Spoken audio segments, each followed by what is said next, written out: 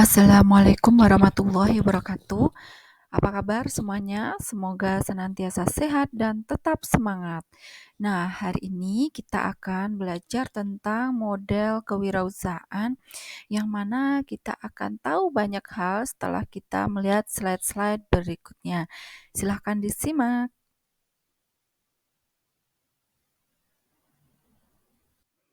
Yang pertama yang akan kita pelajari adalah kewirausahaan sosial. Nah, kewirausahaan sosial yang dimaksud adalah kewirausahaan yang bertujuan untuk mencapai perubahan positif dalam masyarakat.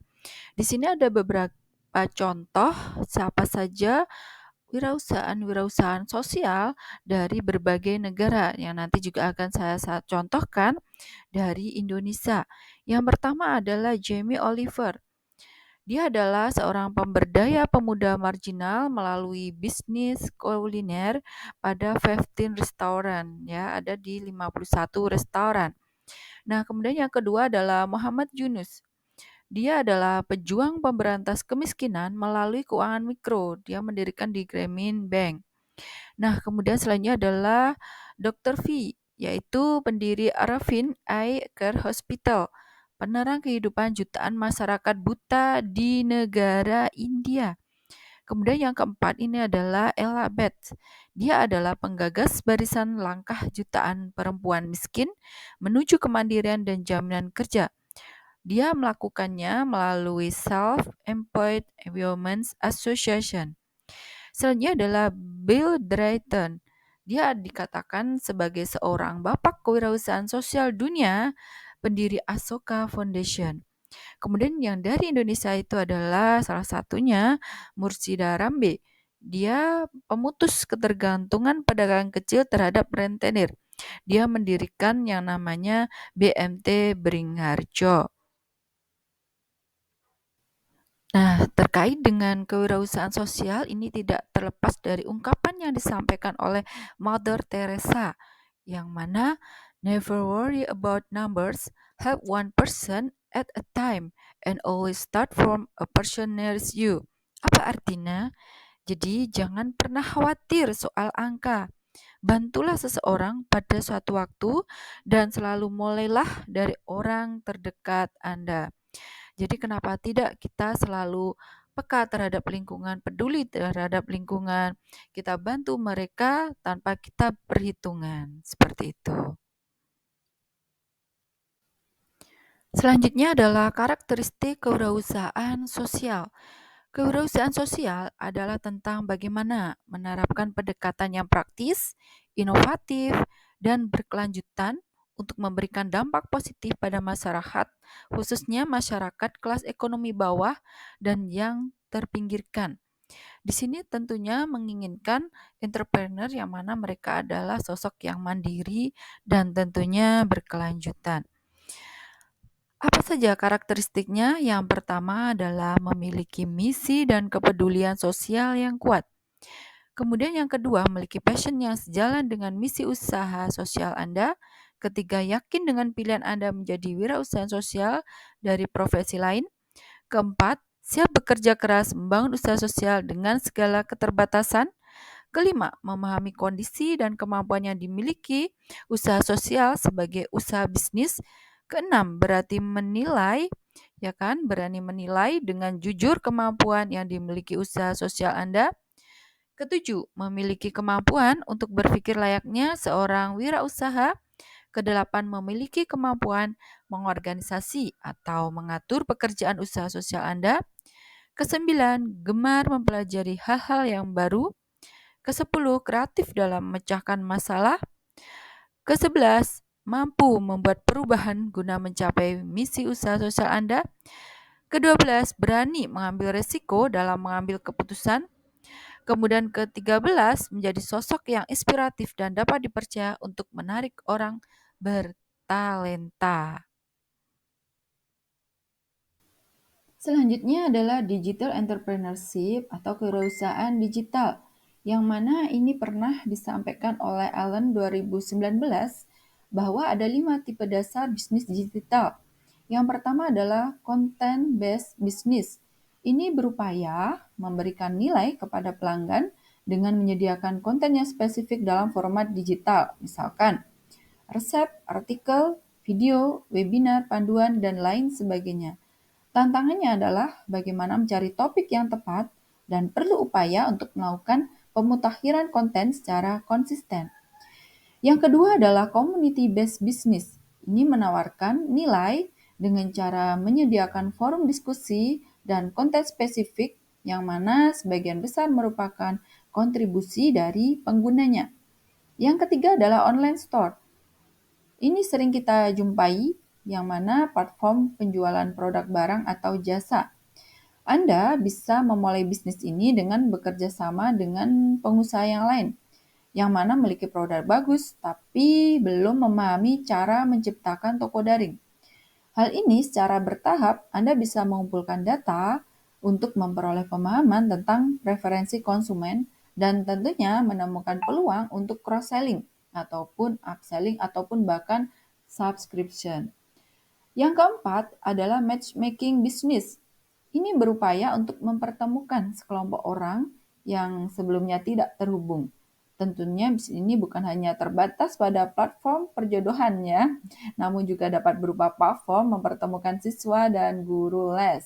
Bisa juga mempertemukan antara orang tua dengan pengasuh untuk anak-anaknya.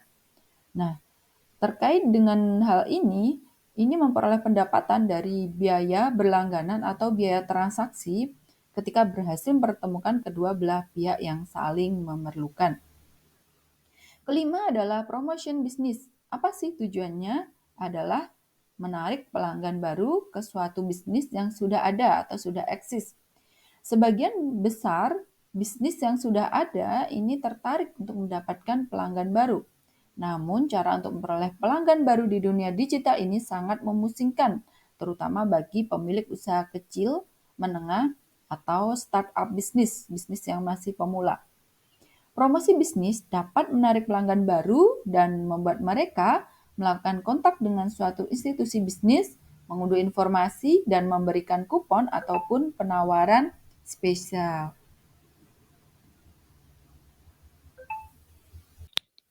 Coba cermati semuanya, apa sih kewirausahaan digital setelah kita memahami beberapa hal sebelumnya.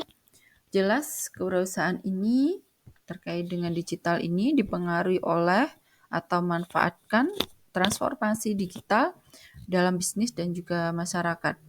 Prinsip-prinsip dasar kewirausahaan ini masih berlaku dan dapat diaplikasikan di dunia kewirausahaan digital ini.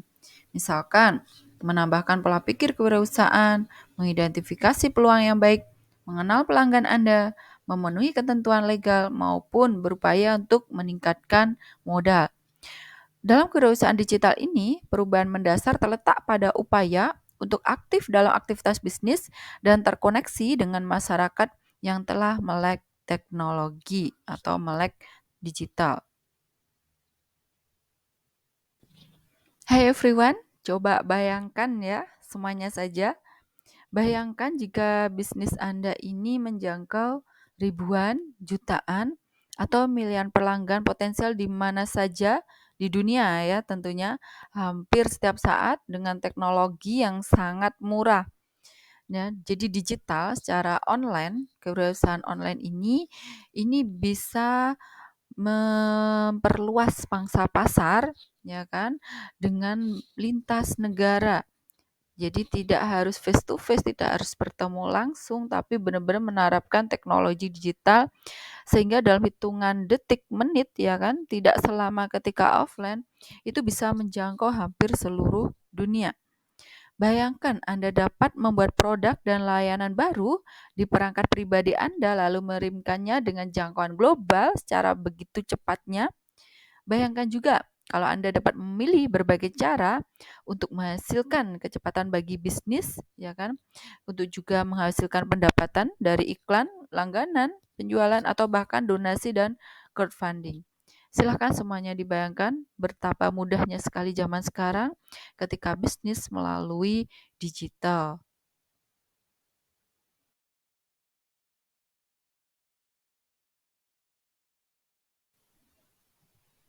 Nah, slide tadi itu menjelaskan tentang kewirausahaan berbasis love. Love di sini adalah kepanjangan ya. Jadi love itu local wisdom, L-nya, kemudian O-nya omniconnectivity, kemudian V-nya ada virtue, kemudian E-nya itu adalah ecotechnological harmony. Apa sih arti dari masing-masingnya? Local wisdom ini adalah berarti kemampuan untuk berpikir dan bertindak dengan menggunakan pengetahuan, pengalaman, pemahaman mendalam, dan akal sehat yang bersumber pada nilai-nilai setempat atau lebih kita kenal dengan kearifan lokal. Kemudian omniconnectivity atau kesadaran adanya kesaling keterkaitan universal bahwa segala sesuatu di semesta, makhluk hidup dan ekosistem itu saling terhubung, saling menjaga eksistensi dan kepentingan bersama. Kita tidak mungkin hidup dengan kita hanya sama makhluk hidup, tapi butuh suatu ekosistem yang terkait sehingga di sini adanya saling berhubungan dan tentunya juga menguntungkan. Selanjutnya adalah virtue ya atau kebaikan, bahwa segala sesuatu yang kita lakukan perlu berbasis pada welas asih, kepedulian, dan solidaritas universal. Kebaikan sejati adalah kebaikan yang tidak terkondisi ya kan atau tidak berkondisi diskriminatif. Namun kebaikan yang ikhlas bagaikan matahari memberikan cahaya bagi siapa saja yang membutuhkan. Nah, selanjutnya adalah ecological harmony atau keserasian lingkungan. Yang mana di sini kaitannya dengan semesta itu harus bekerja sama dan mengikuti dinamika pembentukan keseimbangan. Tujuan utama bisnis kaitannya dengan kewirausahaan yang berbasis love itu tadi ya, itu harusnya itu meningkatkan kesejahteraan semua makhluk hidup melalui penyediaan barang dan jasa yang dapat menolong orang untuk hidup lebih bahagia dan bermakna. Nah, di sini lebih ditekankan kata kebahagiaan yang mana bisa membuat orang-orang itu benar-benar nyaman, tenang, nampak senang, bahagia seperti itu. Selanjutnya adalah kewirausahaan startup. Startup ini diartikan perusahaan yang didirikan oleh satu atau lebih pengusaha yang ingin fokus mengembangkan produk atau layanan yang diyakini oleh para pendiri akan memenuhi kebutuhan pasar, sehingga mereka berusaha untuk mengembangkan bisnisnya untuk menjadi tak terganti bagi pelanggan.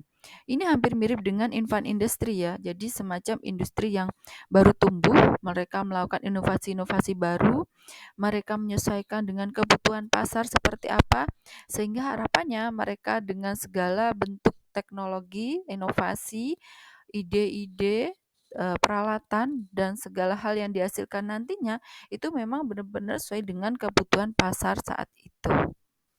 Selanjutnya adalah tujuan startup.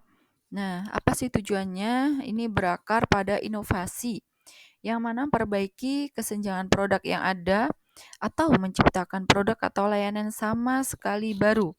Jadi belum pernah digunakan sebelumnya, belum pernah dimunculkan sebelumnya, dan belum diketahui oleh masyarakat. Startup ini biasanya membutuhkan banyak sekali modal untuk beroperasi, namun pendapatan mereka masih relatif terbatas, sehingga membutuhkan kehadiran investor ataupun modal ventura. Tapi di sini mereka berani benar-benar munculkan hal yang benar-benar baru yang diyakini nantinya akan banyak orang menjadi pelanggan atau banyak sekali masyarakat yang tertarik. Selanjutnya adalah karakteristik. Apa sih karakteristik daripada kewirausahaan startup tadi? Yang pertama adalah modal yang digunakan akan tergantung dengan pergerakan bisnis. Yang kedua, usia perusahaan kurang dari 3 tahun. Ketiga, pendapatan perusahaan selama 1 tahun kurang dari USD 100.000. Berfokus pada perkembangan bisnis yang cepat. Kemudian produk yang dihasilkan biasanya adalah upaya untuk mengisi pasar dan juga menjawab kebutuhan masyarakat yang belum ada sebelumnya. Kemudian selanjutnya mengandalkan lebih banyak teknologi informasi dan elektronik. Dan yang terakhir adalah model bisnis yang adaptif sesuai dengan kebutuhan pasar. Nah, semuanya demikian yang kita pahami terkait dengan model kewirausahaan, yang mana kita mengambil poin pentingnya. Yang pertama, kita belajar tentang kewirausahaan sosial, kemudian kewirausahaan digital, kemudian kewirausahaan LOVE, dan yang terakhir itu kita yang bahas terakhir itu adalah kewirausahaan startup. Baik, saya akhiri dari saya. Wassalamualaikum warahmatullahi wabarakatuh.